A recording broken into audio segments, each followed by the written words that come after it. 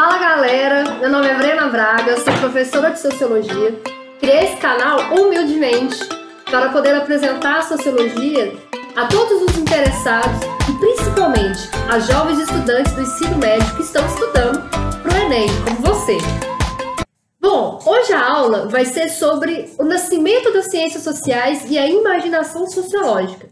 Nós vamos caminhar um pouquinho, fazer um percurso dentro da história para entender os contextos que fizeram com que as ciências sociais fizessem necessária enquanto uma disciplina acadêmica pretendia estudar as relações sociais.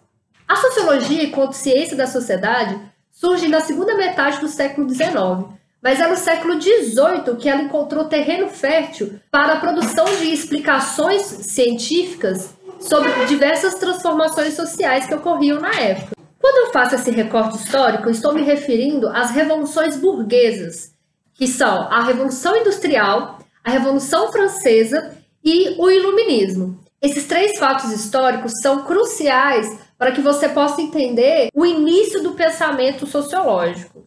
Foi nesse período que as cidades se estenderam por toda parte, e é no contexto das cidades modernas que emerge o cidadão como titular de direitos individuais, alguém que faz parte de um Estado regido por leis e não mais um súdito do reino. As transformações econômicas e políticas da época também mudaram drasticamente as relações entre as pessoas. E assim, a cidade foi o cenário em que as transformações sociais se tornaram cada vez mais visíveis a olho nu. Então, as ciências sociais surgem com o interesse de estudar a forma de organizar, de produzir e de pensar a sociedade. Para que você possa entender essa ideia de transformações sociais, vou dar para você um exemplo mais recente, que é a revolução na era digital. Bom, vamos entender essa situação. Então, quando eu falo sobre essa revolução, eu estou falando principalmente sobre o uso dos smartphones e as redes sociais, essas famosas redes sociais que nós conhecemos, que nós mexemos nelas todos os dias. Você já parou para pensar em quantas nossas relações mudaram depois que os smartphones surgiram em nossas vidas? Aliás, você consegue imaginar uma sociedade sem redes sociais? E você sabe há quanto tempo existem essas tecnologias? Pois então, é comum que muitas das vezes nós acreditamos que as coisas sempre foram assim como elas são atualmente. Mas como nos ensina o sociólogo Wright Mills, para que entendermos os fatos da sociedade, nós precisamos ter o que ele chama de imaginação sociológica. Pois raramente, quando olhamos para a nossa realidade, nós conseguimos ter consciência sobre a complexa ligação entre as nossas vidas e o curso da história mundial. Isso porque não exercitamos as nossas mentes para entender as transformações estruturais que geralmente estão por trás de toda mudança na sociedade.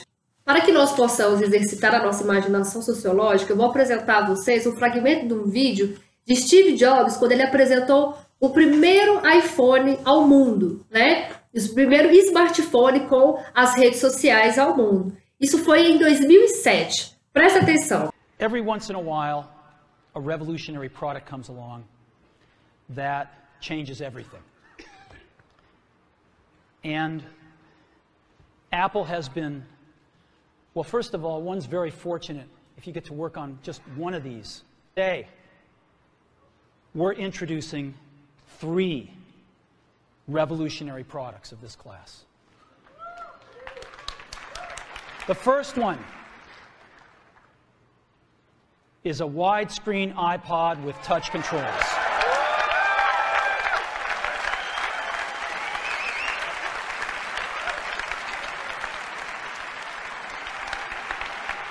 The second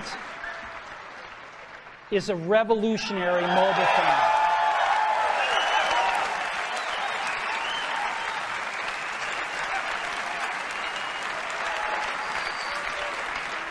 And the third is a breakthrough internet communications device.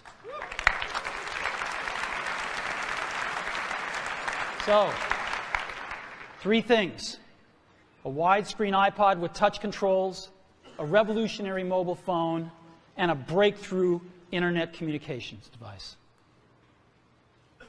An iPod, a phone, and an internet communicator. An iPod, a phone. Are you getting it?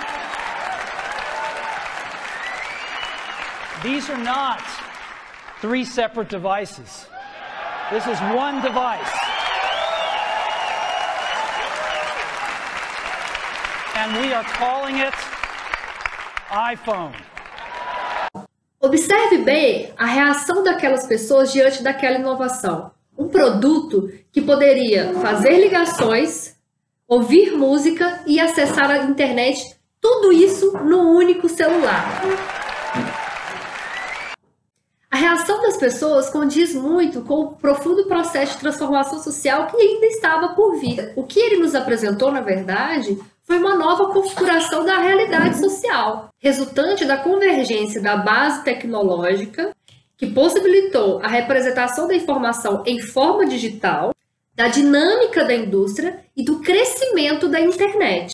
Esse único produtinho, o smartphone, nos trouxe diversas transformações tecnológicas, organizacionais, geopolíticas, comerciais, financeiras, institucionais, culturais, sociais, entre outras.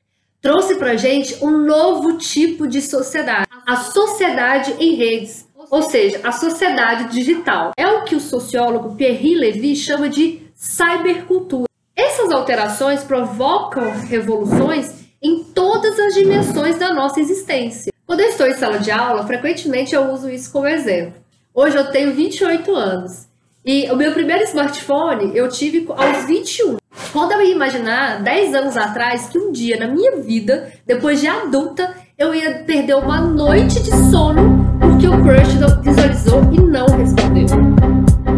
Essa nova configuração social tem como base as tecnologias da informação e comunicação, atrelado à velocidade, simultaneidade, espaço e tempo, pois mudou a nossa forma de viver, de sentir, de experimentar e de se reconhecer no mundo. Entender essa forma como nos vemos é o que o Wright Mills chama de imaginação sociológica, e é como ele mesmo diz. O primeiro fruto dessa imaginação e a primeira lição da ciência social que a incorpora é a ideia de que o indivíduo só pode compreender a sua própria experiência e avaliar o seu próprio destino localizando-se dentro do seu próprio período. Só pode reconhecer suas possibilidades na vida, tornando-se cônscio das possibilidades de todas as pessoas nas mesmas circunstâncias que ele.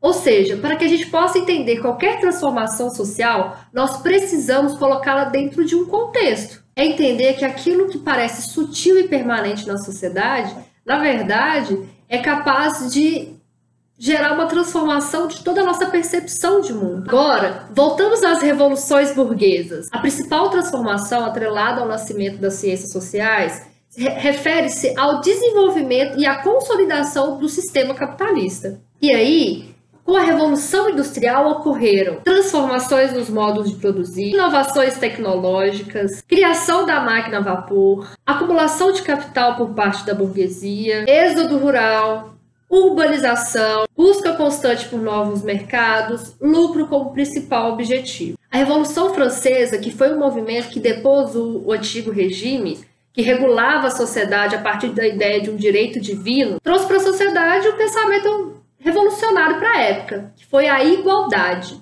Isso porque, naquele momento, já se pensava um embate entre a racionalidade lógica e as explicações religiosas. Foi o que resultou a Declaração dos Direitos do Homem e do Cidadão, em 1789, que ainda hoje embasa os Estados democráticos e é transportado para a nossa realidade com o que conhecemos de direitos humanos. O Iluminismo foi um movimento ideológico que serviu como base para aquelas revoluções que eu citei anteriormente. Foi encabeçado pelos autores David Hume, Charles Montesquieu e Jean-Jacques Rousseau. Esse movimento ideológico, que levava em consideração a razão como a principal forma de interpretação da realidade, foi extremamente importante para se pensar a Declaração dos Direitos do Homem e do Cidadão em 1789. Bom, vamos agora ao nosso momento de conclusão e contextualização. Como eu já disse, o século XVIII trouxe para as sociedades ocidentais várias transformações, como transformações políticas, a criação de um Estado-nação, a expansão dos direitos civis, a perda da influência de instituições como a nobreza e a igreja e a valorização do conhecimento científico. Ou seja, trouxe uma quebra de diversos paradigmas que proporcionaram uma mudança drástica nos modos de pensar, produzir, organizar, conviver e socializar. A partir daí, as ciências sociais surgem no auge da modernidade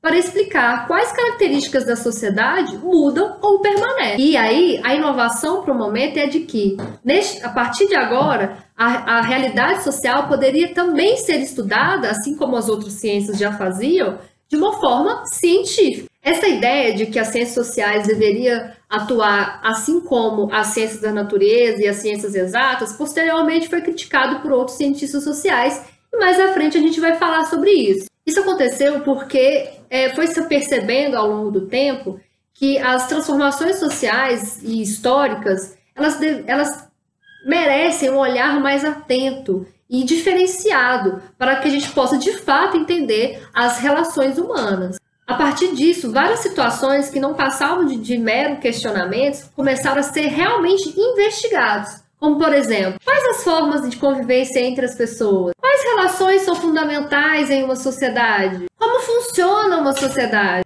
Por que as pessoas, às vezes, fazem coisas muito parecidas? Por que a vida em sociedade gera grande diferença entre seus membros? Quais fatores que diferenciam grupos ou sociedades? Por que algumas pessoas são exploradas, subjugadas ou até mesmo escravizadas?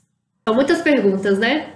E você? Consegue formular alguma pergunta sobre a vida social? Se você conseguir, é porque você já está começando a exercer a sua imaginação sociológica. Faça esse exercício de reflexão. Tente se questionar sobre algo que seria muito trivial e que, na verdade, poderia ter alguma explicação por trás. Como, por exemplo, por que geralmente somente as mulheres usam saia? Gente, pensando em ajudar vocês, disponibilizei no link desse vídeo uma proposta de redação que foi o vestibular da UERJ em 2014. Chama-se Ciência na Educação Popular. Tentem produzir um texto e peça ao seu professor ou alguma pessoa que tenha facilidade com a escrita para dar uma lida, para tentar dar uma corrigida. O importante é que você tente exercitar a sua imaginação sociológica e que você tente colocar no papel as suas ideias. Se você quiser também, comenta aqui o que você pensou, vou ter o prazer de tentar te responder. E também é uma oportunidade da gente criar um grupo de difusão da imaginação sociológica. Bom, eu termino por aqui, desejo a vocês bons estudos. Se você gostou, não esquece de dar aquela curtida no canal, se inscreve e até a próxima. Um grande abraço, até mais!